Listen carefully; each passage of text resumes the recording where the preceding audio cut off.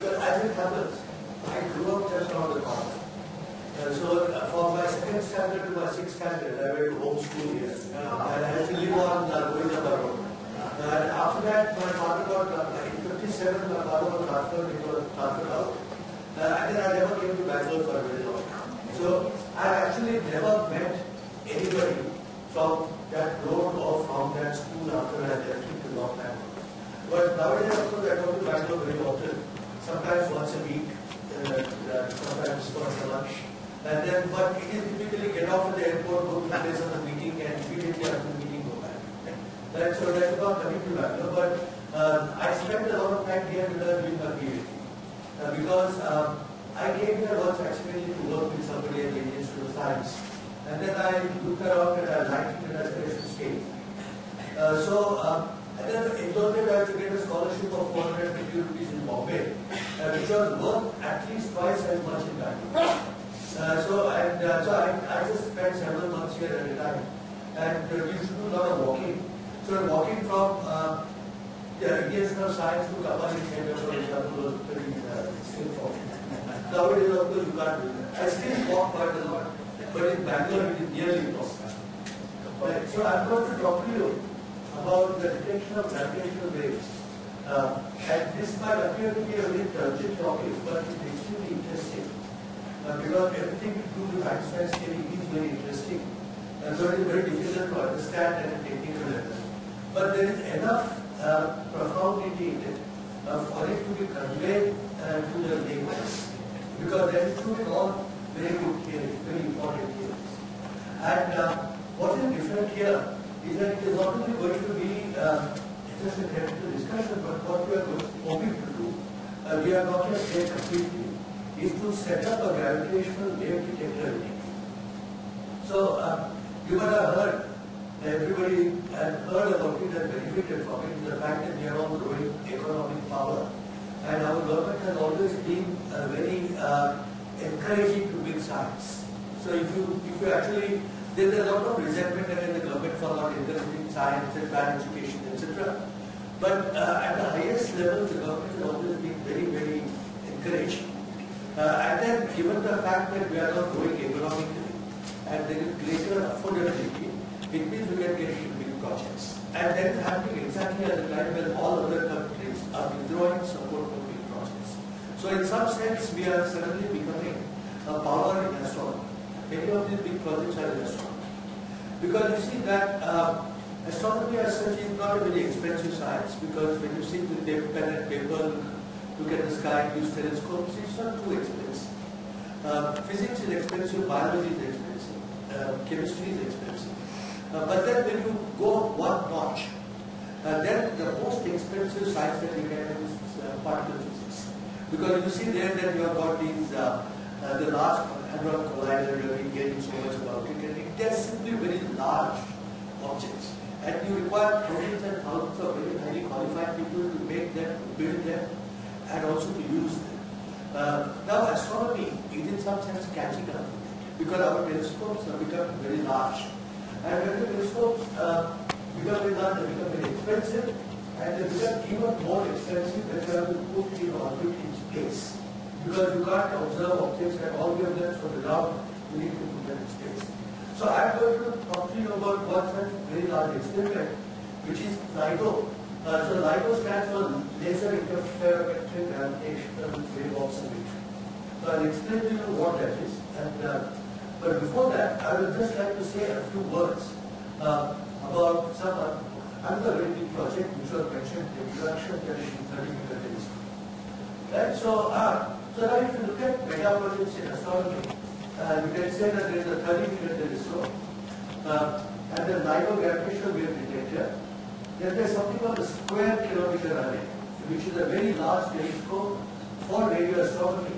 And it has been decided recently that the telescopes will come up in two countries, one is South Africa and the other is Australia. And India expects to play a major role in that. And then there is the National Large Solar Telescope. So this is being proposed by the Indian Institute of Astrophysics, which is Bangalore. And both in the 30-meter telescope project we will be partnering with the Indian Institute of Astrophysics, Ayuga, and Aries, which is in Delhi. The 30-meter telescope center will be the IIA, and in LIGO gravitational design project that is being done in partnership with the Institute for Plasma Research in Ahmedabad and the Rajaramana Center for Advanced Technology in Indore. But it's also the other partners are in Caltech and in MIT. Okay, so these are all very large collaborations. So I will have to express to them, please, first the 30-meter telescope. I'm not really going to be talking to you, but I thought it's a good opportunity to explain to you that such a marvelous project is coming up. So you can see here, this is what I would call an imaginary image. And so the telescope is not ready, but it is not clear that it will look like this when it is ready. But this is a reasonable conceptualization of it. So we are not talking about time scales of 10 years because these are very large projects. Right? So, this is the international consortium with Caltech and University of California in the United States and Canada, Japan, China, and India. So you see that there are countries, different kinds of countries, and it's very surprising when you sit across the table and when you talk to these people, you find that they think in completely different ways. And the way an American thinks about science or projects is completely different from an Indian thinks about it, completely different Chinese thinks.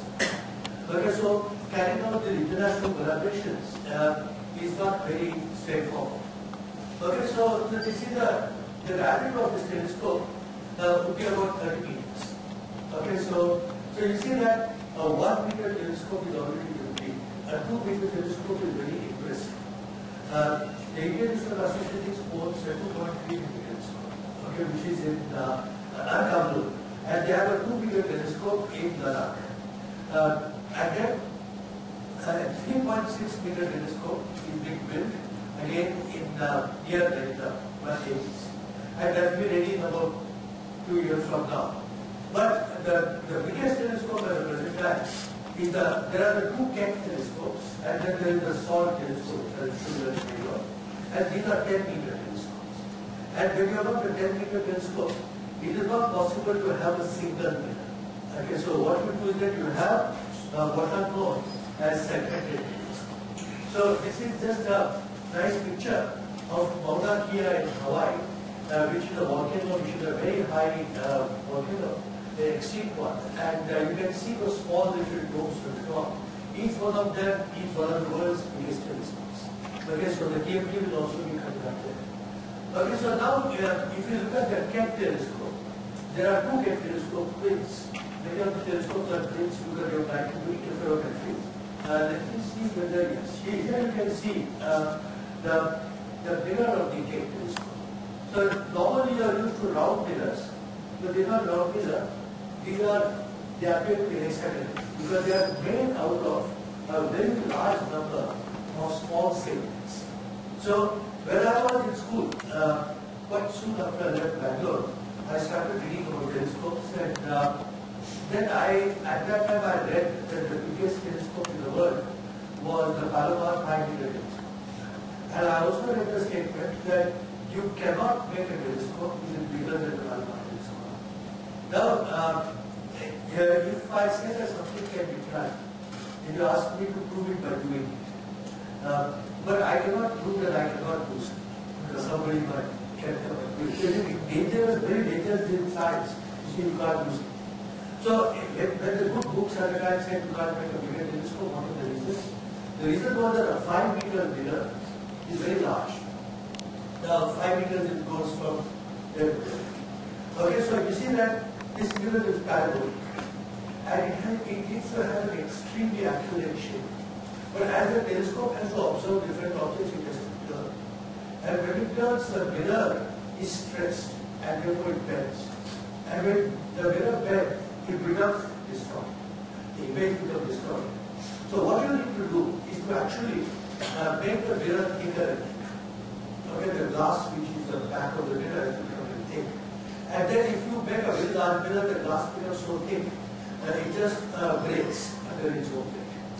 But then there are 8-meter telescopes because they are made with new technology, where the mirror is being light. But a 10-meter telescope, we have decided, is to make it into segments. Okay, so what is the point of making it into segments? Now, if you join the segments together, and then even if the mirror breaks, if one segment breaks, you need to take it out of the other segment. Okay, but if you make many segments, then you need to keep them aligned very perfectly. And that takes a very great deal of technology. So, but what I would like to say is that you can see all these segments here. I don't have the time to go into that. What I would like to say is that when India is participating in this project, it is true participation. Okay, meaning that about half the mirror, 1/3 to half the mirror will be made, and it's very, very likely that the mirror polishing will happen here in Bangalore. Okay, and then there is extreme technology required to keep the telescope aligned, and then there is something called adaptive optics, which is necessary to keep the images very precise. And that technology also to be developed here. And there is a company called Upsal, I have heard about it, and they are doing this and gold in polishing. So I'm not going to say anything, I have to keep the whole lecture on that because it's very interesting. But here is a beautiful image of what is called the Southern African Large Telescope. This is bigger geometrically than the Cape Telescope, but it does not effectively attend in the area. And this is located in an extremely remote part of South Africa. And I'm showing you this telescope because my institute is a partner in this telescope. Okay, which means that we own 7% of the telescope, and then we use it for observations. When I say we, I mean not only IUCA, but anybody from university and the colleges who is interested can take time on this telescope. So this is a close-up of the salt mirror, and you can see how it is made up of these hexagons. This is a very beautiful and very large site. And so I think that I've already spoken about this. So let me go straight to what is known as LIGO India gravitational gravity. Right, so when I talk about telescopes, and the optical telescope or radio telescope, then you people don't worry too much. Then everybody knows what is a telescope. That's so because you know that it gathers light, and an image, an object which is very far away, which is very faint, can be seen by the telescope. It also magnifies the object in some sense. Right? So, but what is a gravitational wave? So, what are gravitational waves? They don't exist in Newton's scale. So, because they require a completely different understanding of the gravitational field. It is not something which is really very intuitive. Right? So let us go back to the discovery of gravity by Isaac Newton. And everyone knows that this is Newton's law of gravitation, that the force is equal to G F1 F2 by R square. So what does this tell you? Is that first of all, gravitation is universal. Okay, meaning that it must act with any two bodies which are mass. Right? So if you take one mass here and one mass there, and you just take the product of these masses, and how far are they from each other? They are the distance r. So r square is in the denominator. So the greater is the distance, the lesser is the force. The greater is the mass, the greater is the force. It all seems very intuitive. If I increase the distance by a factor of 2, the force reduces by a factor of 4. And that is why you have got r square.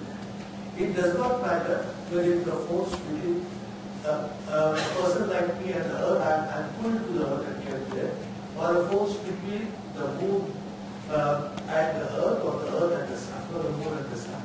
So it is completely universal. What you must understand is that this is the first theory of physics, the first actually mathematically expressed law of physics, and the first description of an interaction. So now you know that there are gravitational interaction, the electromagnetic interaction, and the strong and the weak. And so they are all our ideas to unify them together. Okay, but these are all the basic interactions, and Newton's law is the first one. So the Newton gave the interaction, and then he gave the apparatus for using that interaction, okay, which is called the calculus. So these are all very marvelous contributions, and then everything came out of it. So what you understand from Newtonian gravity, I don't know everything about planetary orbits. Then one great prediction was by Halley and Evan comet. Then there are the subtleties about the Earth's shape. And what is the shape of the Earth? It is not a sphere. It is what is called an oblate sphere. And that might seem uninteresting to us now, but it was extremely important at that time to be able to explain it. Then the tides. You can understand the tides. In the modern times, there are the artificial satellites. So when ISRO sent out this craft which went around the moon, went from the Earth's orbit, entered the moon's orbit, went on all Newtonian calculations. Right? And then in the astronomy, for example, the physics of the universe, the physics of stars, can be completely understood by the applications of Newton's theory. Okay, so you can do everything, the whole range of phenomena, from the very small scale to the very large scale. But what you cannot understand with Newtonian gravity are the things which you are not really aware about in that sense. Okay, one is the black holes. I mean, you can understand it reasonably well, but a real understanding requires you to dig into the story. Similarly, cosmology. You can't blame Newton for not being able to explain cosmology, because in Newton's time, it was not even known how big the world was. Again, Galileo had already discovered that there are stars in the Milky Way. Right? But we did not know that there was one galaxy or how many galaxies were there. It all came after this. Right? So this is Newton's contribution. And the next one, which happened more than 300 years ago. Okay, and then about 100 years ago, exactly 100 years ago, Einstein was constructing his theory of gravity. So what Einstein had done was that he had constructed a special theory of relativity, okay, which was there to explain certain subtleties of physics. And in that process, he unified space and time. Okay, so I don't have the time to go in detail into what that means, but the four dimensions act together. But in his mind, in his theory, the whole space-time is flat.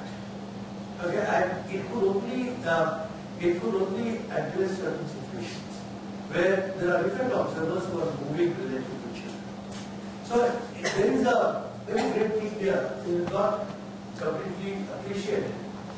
Is 400 years ago there was this physicist called Galileo. Okay, I just mentioned Galileo. He discovered that the Milky Way is made of stars. So Galileo made the most marvelous discoveries in astronomy.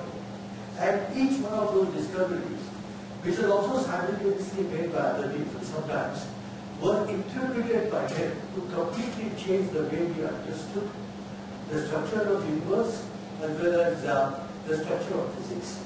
So it was Galileo who gave this principle of relativity.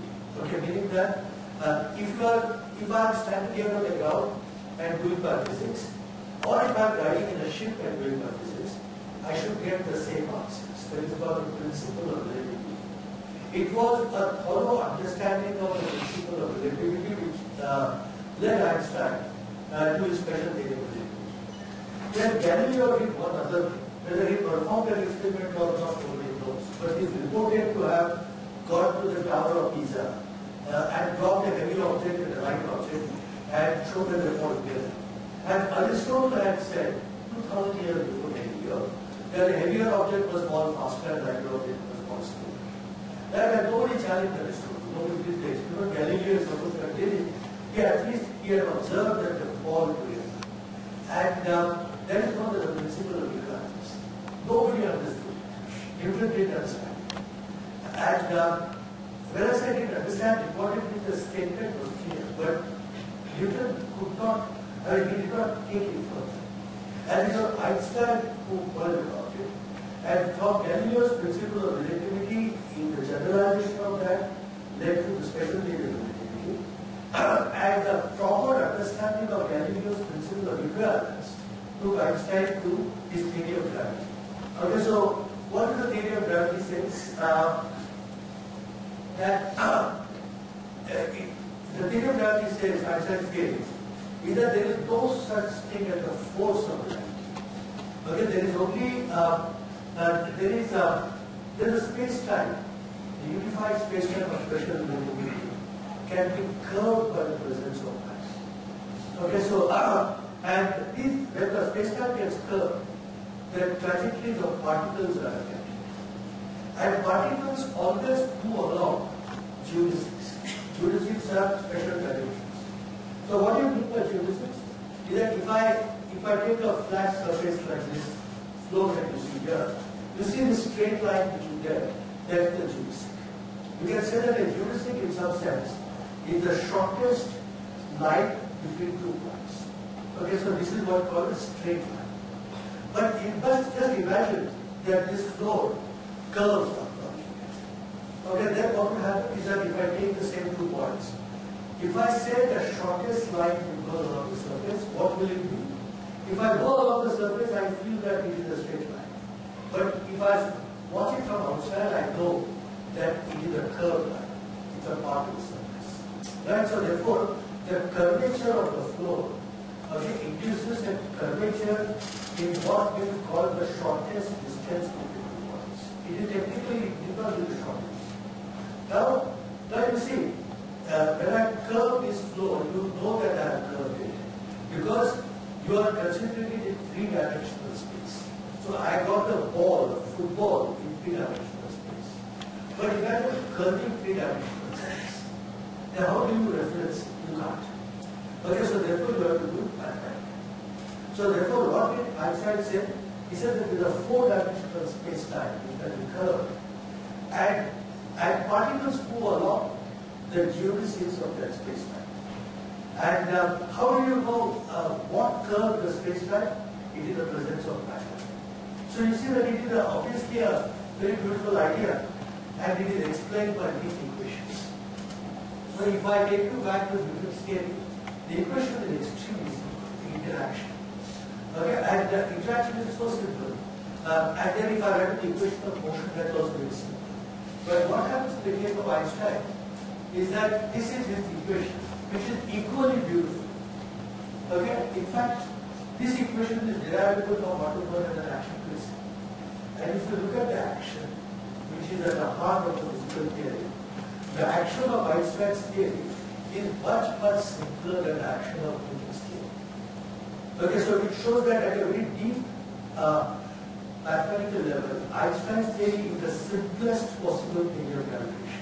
Every other theory can be shown to be more difficult than that, including Newton's theory. Okay, so this is Einstein's theory. And how does a particle move? This is the equation of what I call geodesics. Okay, on a flat board, this will reduce to the equation of a straight line. And so let's say all this. Now there are very nice, very nice implications of this one. And one of the things we will first discuss is what is called a redshift. So what is a redshift? Imagine that I'm sitting close to a particle. This is a picture of the gravitational field. And then I got light which is being emitted in all directions. And he said, you will find experimentally that light which is going down is lower. And the light which is going up against the gravitational field becomes greater. So why does it happen? Now, it's not extremely difficult to understand mathematically, but physically it is very easy. Just look at it this way. If I take a ball, a cricket ball, and throw it up, and then it is going up and it slows down because it is doing work against the gravitational field. And so therefore, it is losing energy and it is slowing down. And the harder I hit it, the higher the initial velocity, the higher will the ball rise. Okay? Now, instead of throwing a ball up, let us suppose that I just throw a beam of light. The beam of light is made of photons. Right? So that is the quantum mechanical picture. In fact, it is invented by Einstein. Right? So you have got photons going up. Now, just like the gravitational field acts on a particle, it also acts on a photon. And if it acts on a photon, the photon must lose energy. But can the photon slow down when it cricket ball? It can't. That is because a photon must always travel by the speed of light. It seems ridiculous, photons always travel with the speed of photons. But we know all the what it means. That the photon always going, photon cannot slow down. So then what happens? But its energy decreases. But everybody knows that the energy of photon is proportional to its current. So if the energy decreases, so what will happen to the photon? The wavelength decreases. so which means that the robot becomes greater. So you see how easy it is to understand. If the light becomes greater when it rises against the gravitational field because it is losing energy, and light becomes pure because it is gaining energy.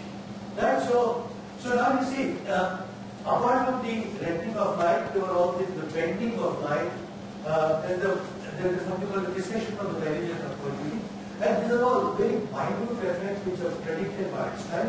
And then they were observed, and Einstein became a very famous man. So he was the first celebratory scientist. If you walked on the streets with hair and all, people knew who it was. Okay, so, and then these are the things which Einstein came out with. Expansion of the universe. He noticed it in his equations, and he changed the equations to stop the expansion. Okay, which was a very correct thing for him to do. And then space-time singularity, so we black holes. And then the last one is gravitational waves. Right? So, what are gravitational waves? So, to understand gravitational waves, we should look at the waves which we are very familiar with, and which we use all the time, which are electromagnetic waves. Right? So, when somebody like this starts to do a talk, the audience is asked to put off their cell phones. So, how do the cell phones get their calls? They become electromagnetic waves. Right? So there is a current somewhere which is changing, and the changing current generates electromagnetic waves. So that was discovered by Maxwell. So Maxwell's equation, contribution to physics, is also very great. Now, for several centuries, even millennia before Maxwell's time, people were doing experiments on electricity and magnetism. Okay, and then the laws of electricity and the laws of magnetism. Right? And then there are lots of people, including Michael Faraday, Benjamin Franklin, all sorts of people did these experiments. And many of you know what Maxwell did was that he put it all together. And this is what is known as Gauss law, Coulomb's law, and then this is Faraday's law. These are all very simple laws which will everything that is happening in this room is dependent on these laws. Okay, so everything. So therefore, then what did Maxwell do? That in his time, this particular equation that you see had only one term. So what Maxwell did was that he showed that the four equations which he put out together, and this equation with only one term, were mathematically inconsistent. And then he in order to have mathematical consistency, he introduced this extra term. And with just a little bit of work, you can show that the introduction of that term leads to the existence of what are known as electromagnetic waves. It shows you that the effect, the changing electric and magnetic fields, is if I take a current and I change the current. Okay, then the changing current produces electric field disturbance. So when I am talking now, a voice that is being amplified by this microphone. It produces these waves and it is going through the vacuum to the equipment. Right? So electromagnetic waves. And Maxwell predicted them. He died before they were discovered. They discovered the Hertz in an incredibly simple experiment. Just a wire with a gap was placed at one time and a spark was produced and the spark flew across. Okay, so it was as simple as that. And very soon after that you could produce radio and everything. And so this was electromagnetic waves. So now, what about gravitational waves? Now, gravitational waves, you must understand clearly, cannot exist in state of gravity. Okay, they cannot. I told you that it's very difficult to say cannot, but they can say briefly. Why don't they exist? Because I need to transfer energy from one point to another remotely. I cannot do that in this state. Because there is a particle here, there is a particle there, and there is a force will be there. So if I move one particle, the force will change, but that particle will move. But if I stop moving this particle, that particle will stop. So there is no, what you mean by waves, it is an entity. There must be a field which carries its own energy. Okay, they must have their own degrees of freedom. What do you mean by that? Just look at what happens when we have got this vivid it goes off exactly at 11:30 at night. I mean, sometimes goes off in between also, no power, but if you ignore that, 11:30 it goes off. Right? The radio station is off and your radio is not receiving. But what happens if you go to the sun? The sun is 8 light minutes away. So if you have a sufficiently powerful antenna very far away, you get Vivid Bharati at 11:38. Okay, so what happens if I go to the antenna galaxy? So if I put an extremely powerful antenna there, I will listen to today's Vivid Bharati thing, 2.2 billion years. Right? So which means that where is that energy? That energy is traveling through space. So what I can do is that I can physically interact with that energy. Meaning somewhere, 1 million light years, somebody can put a screen in that energy. So you see that this energy, the electromagnetic field, carries its own degrees of freedom. When the source is there at God, then the energy is free. Okay, so you must please understand this. And that is what is important about wave motion and the electromagnetic field. So now, what Einstein showed, you see that this equation here, he started with the equations, considered a weak field, and showed that you can derive exactly the same equations which Maxwell had for the electromagnetic field. So which means that the gravitational field also has wave motion, and it has got its own degrees of freedom. So how does it manifest itself? Just imagine this. This is a completely imaginary thing. Just imagine flat space-time of special relativity. There is no matter, there is no gravitational field. And now there is a mass, like the sun or the moon or something. And what has it done? It has curved the electromagnetic field. Now supposing the mass starts jumping up and down, or the sun is annihilated, whatever it explodes, then what will happen? Because of Einstein's proof that there are gravitational waves, there will be ripples in space-time. Okay, and those ripples will start traveling forward. That's all. You expect that those ripples will travel forward. So now the question is, how do I produce these ripples? Now you see that for Earth it was extremely simple. All that it is was you just change. You got a conductor there and a conductor here, and you just put the switch on and off. Okay, which led to a disturbance in the electric current which produces a field. So here, the problem is that gravitation is about 10 to the 40 times, 10 raised to 40 times bigger than Maxwell theory. So which means that you require extremely large bodies to produce a disturbance. Then secondly, if it is a completely spherical body, and then it just becomes bigger or smaller, there can be no gravitational waves. What you require is something which is not stable.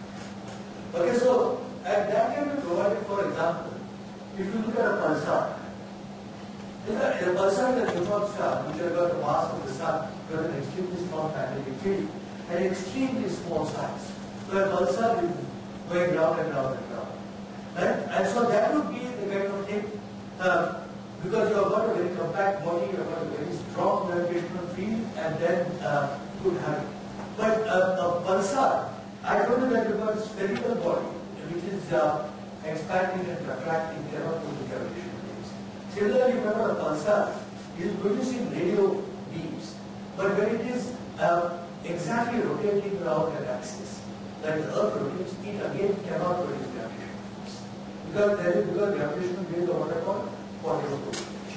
So how do we do it? Is that, just imagine taking two pulsars, a binary pulsar. Right? So you take a neutron star with a pulsar and take it to go, this is another neutron star, and they both go down. Okay, so you see that this symmetry, this system has got more symmetry. Okay, this system has got more symmetry. So now this can produce gravitational waves. So you may ask me that look, a neutron star is an exotic object. Now you are taking two exotic objects and putting them in orbit, which becomes a super exotic object. I mean, I'm actually talking rubbish and do this thing really exist. So this kind of a system, most unexpectedly, from 1930 to the 60s, was actually discovered in 1971. And then people knows about various things about what it does. And you see, this system here. So what happens is that because the system is going around, it is emitting gravitational waves. Now I told you that electromagnetic waves carry energy. And similarly, gravitational waves also carry energy. And that energy is being lost. Their energy is going away. So what must happen to the two neutron stars? They must lose energy. See, because there is an object, there is nothing else. There are just two neutron stars going around each other. Because they are going around their energy, they are losing part of their energy. So what do you expect will happen? The neutron stars will move closer. And as they move closer, they will move faster. So the discovery here is that you must understand that these are all extraordinarily difficult calculations. And in fact, when I used to be just a starting PhD student when this happened, and I was in Bangalore, and there were several general relativists in Bangalore at that time, and there used to be a lot of fights about how to do these calculations and so on. But finally, people have done it, and you see that this line which you see is the rate at which these pulsars must slow down. And these dots is an experimentally measured, each one of them is an experimental point. And you see that extremely beautiful coincidence between the prediction, the theoretical prediction, and the experiment. Right? So therefore, and this can happen only if the gravitational waves exist. So have I proved that the gravitational waves exist? No. So I can prove that only if I actually detect them. Right? So, now I want to detect the gravitational waves. So how do I detect them directly? Okay, so let's look at this one. So you see that what are the kinds of events that are depend upon to produce gravitational waves? So I showed you that this system of pulsars. Imagine these two neutron stars which are going there. And what will happen is that they are emitting gravitational waves, so you see that the space-time is changing. Because of that, the two are moving toward each other, and then they merge into each other. The two neutron stars actually merge into each other at some point. And you get what is known as a gamma ray burst. And you see that when the gamma ray burst occurs, the gravitational field settles down, and you get what is known as a black hole. So you see that if there is a binary system like the fact that I showed you, eventually the two values are going to collapse into each other in the form of black hole. And when that happens, there will be a burst of gravitational radiation which is emitted. Right? So, and the burst is emitted, then what will happen? Is that there is a burst which is there, and the energy is coming, and the energy will reach the surface of the Earth. And once it reaches the surface of the Earth, so you see that, supposing I have got a ring of particles, and then because the gravitational waves are passing through, that ring of particles actually will start oscillating. And then the ring becomes bigger and smaller, it becomes an ellipse. So I will tell you in a moment how that happens actually. But what is the implication? So just look at this. So supposing I have here this circle which is there, and you know that this looks like an ellipse because the thing is stretched and what and things are projected. So supposing I have got a circle here, and I put in a laser beam which is coming here. Right? And the laser beam goes, hits the mirror and comes back and so on. Now you see, when the gravitational wave comes through, what is the effect on these mirrors? So you must not forget, I mean, through my talk, I'm sure you have forgotten, that what is the gravitational, what is gravity? That is actually space-time structure, and nothing other than that. So you see, if I take a 1 meter rod, and I'm taking a rod which has got a length of 1 meter, and a gravitational wave passes through it, depending upon how it passes, the rod can either become bigger or smaller. So you can say, does it mean that the rod is expanding? Meaning that if I heat the rod, it will become longer. And if I cool the rod, you know that it will become shorter. Is it like that? It is not like that. The space-time is shrinking or bigger. Okay, so normally only a meter long, but anything can be. So you see that there are these mirrors which are arranged in a circle, and as the gravity wave goes through, the circle becomes bigger and smaller. And when that happens, the pattern that you see here changes. And this is what is known as Michelson's interferometer. And it's a very well-known object, something which is completely known to physics, except that the interferometer is used by Michelson to test for the ether gauge and reading of the big one like this, in this room. The interferometer that we have now in optics laboratory are so small. Whereas the interferometer which we use for the gravitational wave detector is incredibly large. And what is the reason for it? The reason is that gravity is a very weak force, so it produces very small changes, and you need to actually measure those small changes. So what you actually do here is that you make a pipe like this, and then you take the pipe to extremely high vacuum. And the size of the pipe, I mean, it can be anything. It can be 5 meters, 10 meters. But in our case, the advanced micro, this will be 4 kilometers, and this will again be 4 kilometers.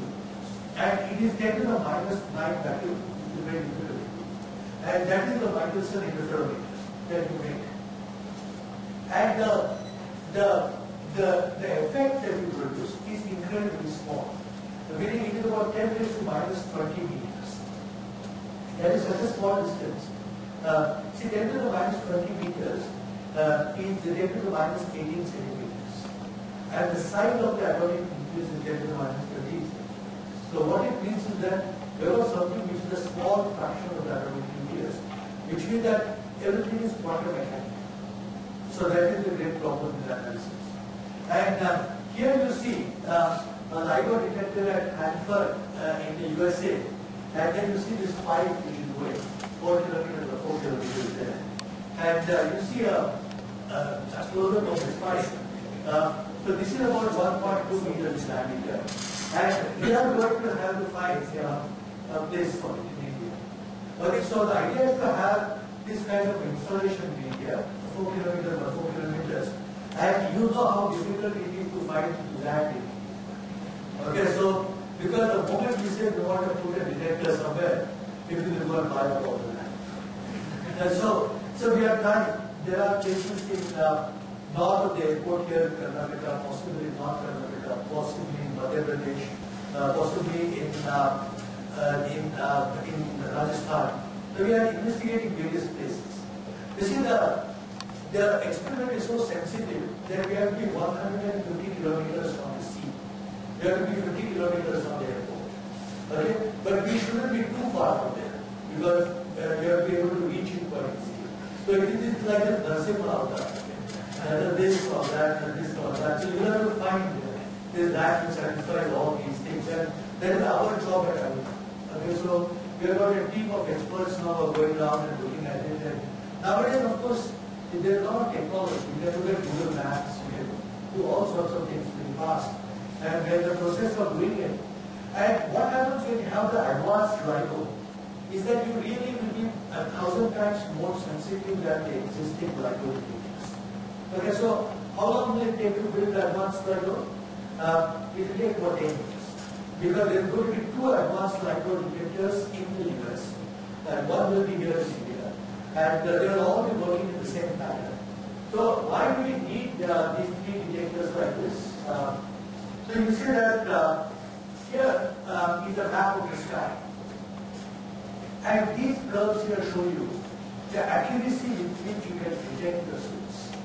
So here, this is in all the 3 detectors are in the US. But if one detector is in India, you see that the accuracy has improved because you can imagine that this is the error circle. So here you see that the error circle is much smaller. So which means that I can pinpoint the source of the sky. And then what happens is that then a new field will be born, which is called gravitational wave astronomy. And that is because I not only know gravitational waves are coming, but I will also be able to work out by using other kinds of telescopes what sort of a source it is. So just like when Galileo started using telescopes for doing astronomy, then completely new sciences were born. So similarly here, the expectation is that when you have gravitational wave astronomy, you will begin to understand the universe in completely different ways. That's how